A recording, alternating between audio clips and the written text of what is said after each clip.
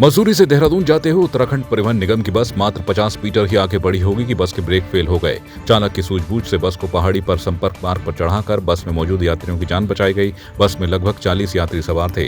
यदि बस चालक सूझबूझ का परिचय नहीं देता तो बड़ी दुर्घटना हो सकती थी। उत्तराखंड परिवहन द्वारा मसूरी देहरादून मार्ग पर पुरानी बसों को संचालित किया जाता है। इससे पूर्व भी कई बार बसों के ब्रेक फेल हो चुके हैं और परिवहन विभाग अब तक नींद से नहीं जागा है। इसका ब्रेक प्रेशर लीक हो रहा है मेरे ख्याल से, और इसका पैडल अंदर घुस गया। मैंने जैसे देखा कि गाड़ी का पैडल अंदर घुस गया तो मैं गाड़ी को गियर डाउन करके और मैंने गाड़ी को ऊपर पहाड़ी में मारा है।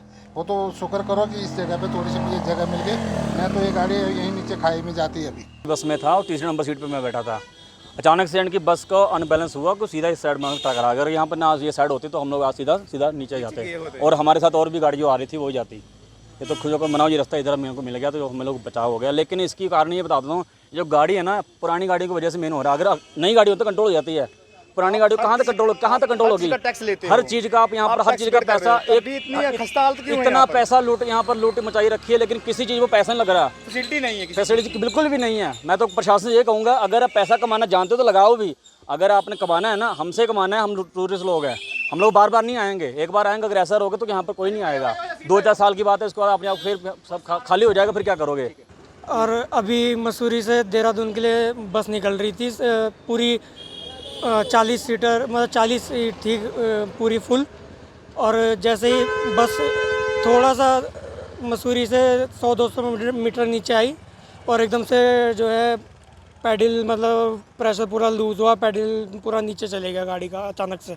तो ड्राइवर ने जो है गाड़ी को पहाड़ की तरफ में बचाने के लिए जो है पहाड़ वाली साइड पे ही थी गाड़ी और पहाड़ की तरफ में लगा दी गाड़ी रोकने के लिए गाड़ी को थोड़ा सा जो है एक स्लोप जैसी चीज़ में चढ़ाई, तब जाके गाड़ी रुकी है।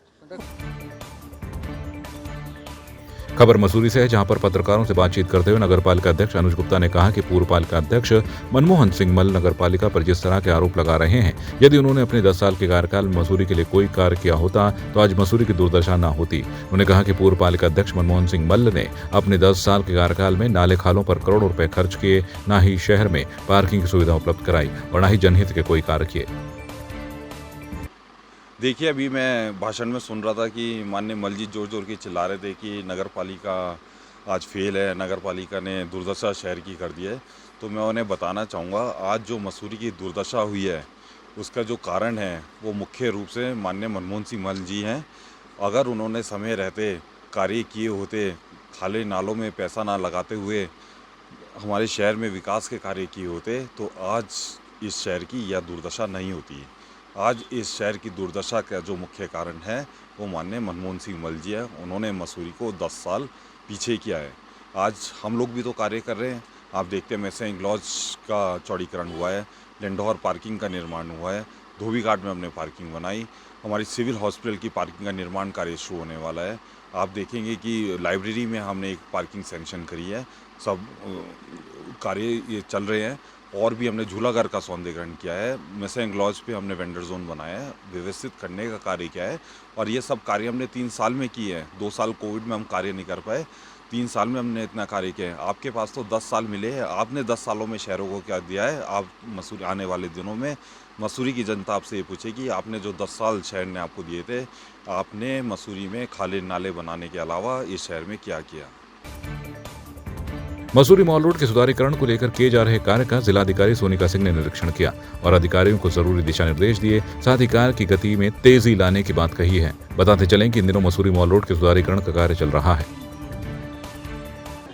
अभी कॉबलस्टोन का काम बचा हुआ है इस रोड पे और बाकी इन्होंने ब्लैक टॉप तो कर दिया है।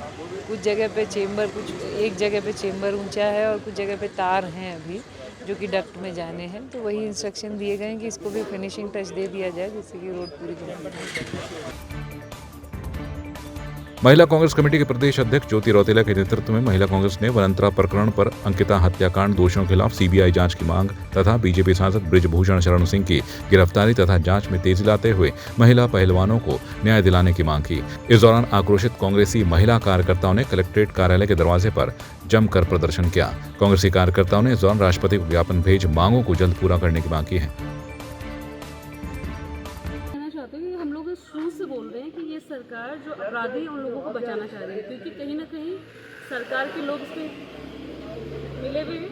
सरकार का व्यक्ति ही अपराधी है, उनका बेटा ही अपराधी है, और जो वीआईपी है वो कहीं ना कहीं सरकार का कोई व्यक्ति है जिसका नाम सरकार उजागर नहीं करना चाह रही है, और जिसका नाम उन्होंने बोला कि उनका नाम वीआईपी का नाम उन्होंने बोला।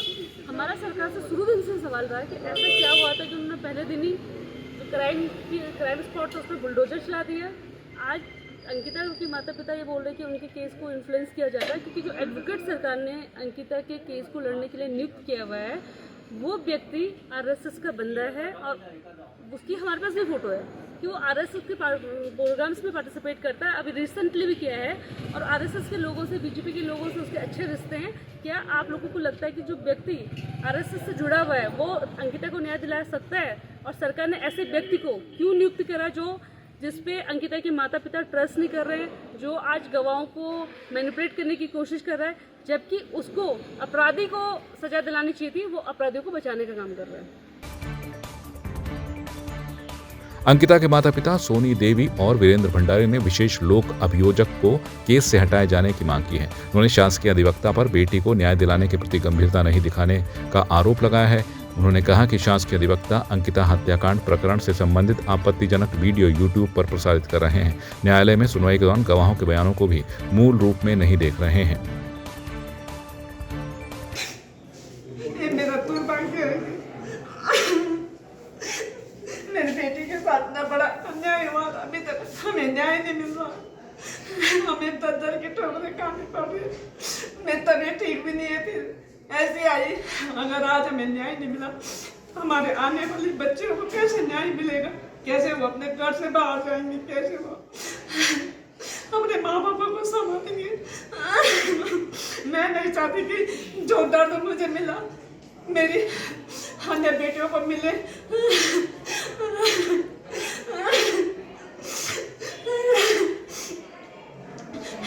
मैं सरकार से कहना चाहती हूँ कि वो जो उन्होंने जितेंद्र रावत को हमारा अधिवक्ता बनाया है उन्हें हटा दीजिए, क्योंकि हमें उन पर भरोसा नहीं है। हमें उन्हें, क्योंकि उन्होंने हमारे केस को कमज़ोर करने की कोशिश की है।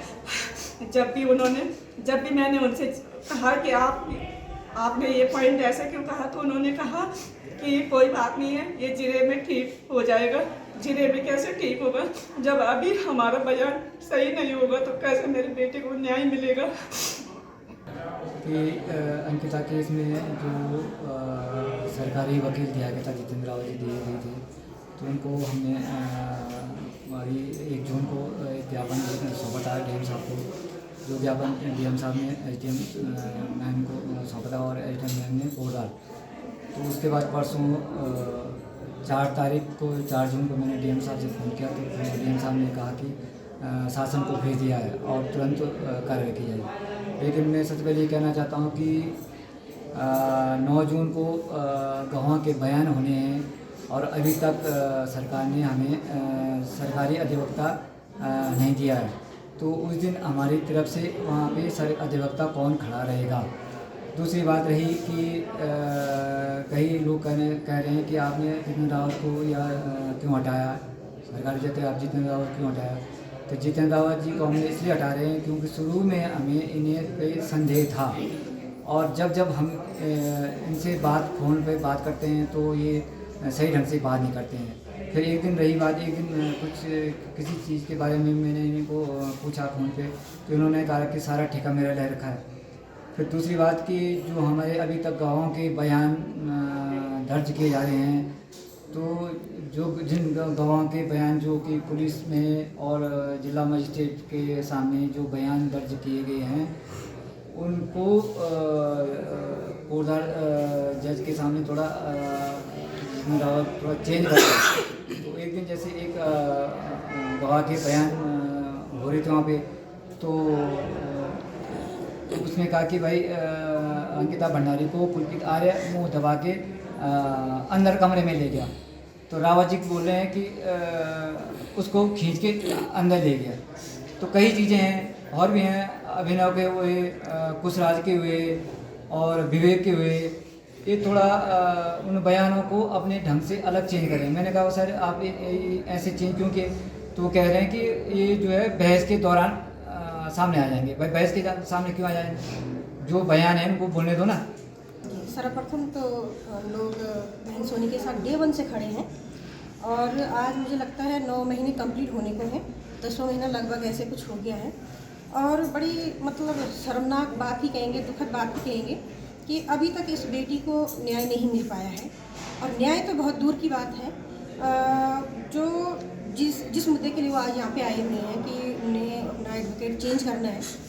एडवोकेट इसलिए किया जाता है कि हमारी बात को पुख्ता से रखे और हमारे पक्ष को मजबूत करे। अब जो एडवोकेट ही हमारे पक्ष को कमज़ोर करने जा रहा है तो हम कैसे उस केस को जीत पाएंगे। और सरकार से ये कहना चाहूँगी कि 9 महीने में तो बेबी भी पैदा हो जाता है, अभी तक एक बेटी को न्याय नहीं मिल पा रहा है। बड़ा दुर्भाग्य है इस उत्तराखंड का। और सारे एविडेंस उनके खिलाफ है, अगर खिलाफ नहीं होते तो भी हम ये कहते कि अभी जाँच चल रही है, जुडिशरी में अभी केस चल रहा है और हम बड़े उम्मीद के साथ देखते हैं कि हमें वहाँ से न्याय मिलेगा। लेकिन पेरेंट्स उस वकील से और उस न्याय से खुश नहीं है। हम बहन सोनी के साथ हैं, हमारी मांग यही रहेगी कि हमारा 35,000 से 40,000 के बीच का संगठन है। अभी हम लोगों के धीरज की परीक्षा हो रही है। अब हमारे धीरज की सीमा का बांध टूटने वाला है। 45,000 महिलाएं हम सारे सड़क पर होंगे अगर न्याय सोनी और अंकिता के पेरेंट्स के हिसाब से नहीं होगा।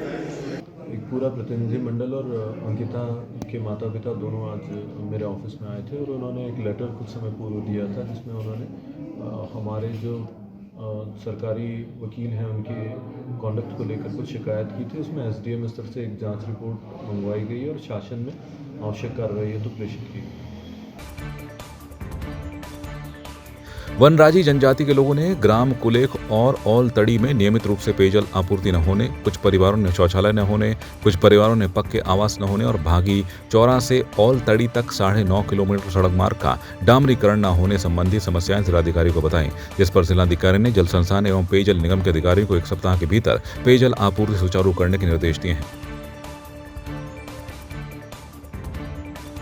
लालकुआ बिंदु खता को राजस्व गांव बनाए जाने की मांग और अतिक्रमण की सूची से बाहर किए जाने की मांग को लेकर हजारों की संख्या में जनसैलाब सड़कों पर उमड़ा, जिसमें प्रदर्शन कर रहे लोगों ने राजस्व गांव बनाए जाने की मांग को लेकर जमकर नारेबाजी की। इस दौरान सुरक्षा के मद्देनजर भारी पुलिस फोर्स तैनात रही। यहाँ बिंदु खता स्थित कार रोड समीप जड़ सेक्टर स्कूल में एकत्रित हुए हजारों लोगों ने एक ही सुर में राज्य सरकार से जल्द बिंदु खता को राजस्व गाँव बनाने की मांग की। आप सभी लोगों को मालूम है इस रैली की हमारे बहुत पहले से तैयारी चल रही थी। बिंदु खत्ता में राजस्व गाँव की मांग को लेकर पहले भी बहुत सारी रैलियाँ विभिन्न राजनीतिक दलों द्वारा की गई है। तो हम लोगों ने जब सरकार ने लोगों को बरगटाने का काम किया, इन्होंने कहा कि बिंदु खत्ता को जो है हम तुरंत ही राजस्व गाँव बना देंगे। तो ये सब लोग जानते हैं, आप इतने वरिष्ठ पत्रकार बंधु हैं, आपको भी मालूम है कि इतने आसानी से काम नहीं हो सकता। भाई देखिए, सरकार चाह रही है कि राजस्व गाँव बने। जो आज यहाँ हजारों की संख्या में लोग आए वो क्या चाह रहे हैं? वो भी तो राजस्व गाँव की मांग कर रहे हैं। इन लोगों ने हमारी रैली को फेल करने के लिए सारी कोशिशें करी। हम सुबह टेम्पो स्टैंड में परसों आए थे तो हमने यहाँ ऑटो की बात करी तो ठीक है 500 रुपये के हिसाब से हमारे ऑटो तय हो गए थे और 100 ऑटो की मतलब देने को हमें सहमत भी हो गए। कल सवेरे जब हम पैसे लेके यहाँ आए तो हमें कोई ऑटो वालों ने साफ मना कर दिया कि हम आप लोगों को ऑटो नहीं दे सकते। भाई देखिए कितना निंदनीय है। लोकतंत्र में कभी ऐसा हुआ है? हम भी तो भाई सत्ता पक्ष में रहे, जब विपक्ष ने रैलियाँ निकाली तो हमने कभी इनके किसी कार्य में हस्तक्षेप नहीं करा। भाई देखिए, तुम भी राजस्व गाँव देने की बात कर रहे हो, हम राजस्व गाँव मांग रहे हैं, आप दीजिए ना राजस्व गाँव। हम कहाँ पीछे हटने वाले हैं? हमने तो वहाँ खुले मंच से कहा भाई देखिए आप राजस्व गाँव बनाइए, हम आपके साथ हैं। उनके द्वारा प्रस्तुत किया गया है बजरी कंपनी की और संजय नगर है, इसके साथ साथ लगी हुई जो अन्य बस्तियां हैं उनके संबंध में भी बड़ा स्पष्ट जो है वक्तव्य पूर्व में आ चुका है। माननीय मुख्यमंत्री जी ने भी कह दिया है कि जो पुरानी बसावटें हैं, जो पुराने गोठ हैं, खत्ते हैं और जो बहुत समय से लोग रह रहे हैं उसमें अतिक्रमण हटाने की कार्रवाई अभी नहीं की जा रही है। तो उस संबंध में उनका ज्ञापन भी आया है कि हमें भी इस प्रकार से अतिक्रमण की सूची में डाल दिया गया, हमें भी न हटाए। तो उन लोगों की जो ज्ञापन है उनकी ज्ञापन को माननीय मुख्यमंत्री जी तक प्रेषित कर दिया जाएगा। संघर्ष हमेशा बिंदु खत्ता की एक खासियत है कि बहुत एकता है यहाँ के लोगों में। और आज आपने देखा जिस तरह से जो मांग है अतिक्रमण हटाने की मांग जो सरकार कर रही है, कोशिश कर रही है, लेकिन यहाँ के लोगों ने आज दिखा दिया कि वो संभव नहीं हो पाएगा क्योंकि बहुत बड़ी तादाद में लगभग 10,000 से ऊपर लोग थे और खास करके महिलाएं थी गांव की। तो बस हम यही मांग करते हैं कि राजस्व गांव को इसमें तब्दील किया जाए ताकि यहाँ के लोगों के लिए अच्छा हो और सरकार को ऐसी जो गलत नीतियाँ हैं इसको नहीं कोशिश करनी चाहिए। आज बिंदुखत्ता को राजस्व गांव बनाने के लिए संघर्ष समिति द्वारा एक दलगत राजनीति से हट के यहाँ पर आज एक विशाल जनसैलाब उमड़ा था। सब लोगों का मानना यही है, माननीय स्वर्गीय एनडी तिवारी जी द्वारा बिंदुखत्ता में रोड, बिजली, पानी, ITI और कई विकास कार्य किए, तब से आज तक का वहाँ पर कोई भी ऐसी कार्रवाई नहीं हुई। मैं ये कहना चाहती हूँ सरकार से, जिस तरह से जनता को बरगला रही है तो राजस्व गांव बनना चाहिए और शासन द्वारा जो अतिक्रमण यहाँ पर चिन्हीकरण किया गया हुआ है बिंदुखत्ता में कई जगह को, तो वो नहीं होना चाहिए। बीते कुछ रोज तेज आंधी तूफान के चलते हल्द्वानी रामपुर रोड में कार के ऊपर पेड़ गिर जाने की वजह से एक अधिवक्ता की मौत हो गई। इसका संज्ञान लेते हुए डीएम वंदना सिंह ने तुरंत संज्ञान लेते हुए अधिकारियों को ऐसे पेड़ चिन्हित कर तुरंत काटे जाने के निर्देश दिए हैं जो दुर्घटना का कारण बन रहे हैं।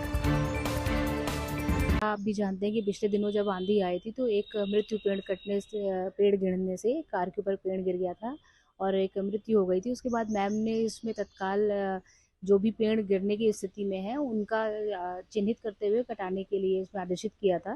तो इसमें जो हमारा रामपुर रोड है उस पर छपान का कार्य पूरा हो गया है। दोनों साइड के पेड़ चिन्हित हो गए हैं कि कौन कौन से खतरनाक पेड़ हैं जिनका काटा जाना आवश्यक है। उनके कटने की प्रक्रिया इसमें वर्तमान में प्रारंभ हो चुकी है। उत्तराखंड सरकार में दायित्वों की फर्जी सूची वायरल मामले को प्रदेश बीजेपी ने बेहद गंभीरता से लिया है। पार्टी के प्रदेश अध्यक्ष महेंद्र भट्ट ने मामले की जांच के आदेश दिए हैं। उन्हें प्रदेश कार्यालय प्रभारी की अध्यक्षता में एक कमेटी बनाकर फर्जी सूची वायरल करने वाले व्यक्ति का पता लगाने को कहा है। देखिए, पार्टी स्तर पर हमने इसकी जांच की बात की है, क्योंकि इस प्रकार की कोई सूची पार्टी द्वारा ना तो कहीं प्रेस को दी गई है, पूरी तरह फर्जी सूची है। और क्योंकि सोशल मीडिया में चलने के बाद मैंने माननीय मुख्यमंत्री से भी समन्वय वार्ता की है और पार्टी स्तर पर हमने जांच उसमें बिठा दी है और जो भी व्यक्ति दोषी है उसके खिलाफ कार्रवाई हम लोग करेंगे। जिला नियंत्रण कक्ष उत्तरकाशी ने SDRF को सूचना दी कि मनेरी में मानसरोवर होटल के पास एक यूटिलिटी वाहन दुर्घटनाग्रस्त हो गया है। इस सूचना पर पोस्ट उजेरी से ASI त्रिभुवन सिंह के हमराह SDRF टीम में रेस्क्यू उपकरणों के तत्काल घटनास्थल के रवाना किया गया। उक्त वाहन यूटिलिटी अनियंत्रित होने से 40 से 50 मीटर गहरी खाई में दुर्घटनाग्रस्त हुआ था, जिसमें 2 व्यक्ति सवार थे, जिनमें से एक घायल और दूसरे की घटनास्थल पर ही मृत्यु हो गई थी। देहरादून जनपद में अतिक्रमण से बाधित सड़कों और फुटपाथों से अतिक्रमण हटाए जाने हेतु जिलाधिकारी सोनिका के निर्देश पर 5 जोन बनाए गए हैं, जिनके लिए नगर निगम पुलिस प्रशासन की अलग अलग संयुक्त टीम बनाकर प्रथम चरण में अतिक्रमण हटाए जाने की कार्रवाई की जा रही है। सर्वे चौक, नैनी बेकरी, दिलाराम चौक, हाथीबड़ कला, प्रिंस चौक से रेस्पना पुल आदि स्थानों पर अतिक्रमण हटाने की कार्रवाई की गई।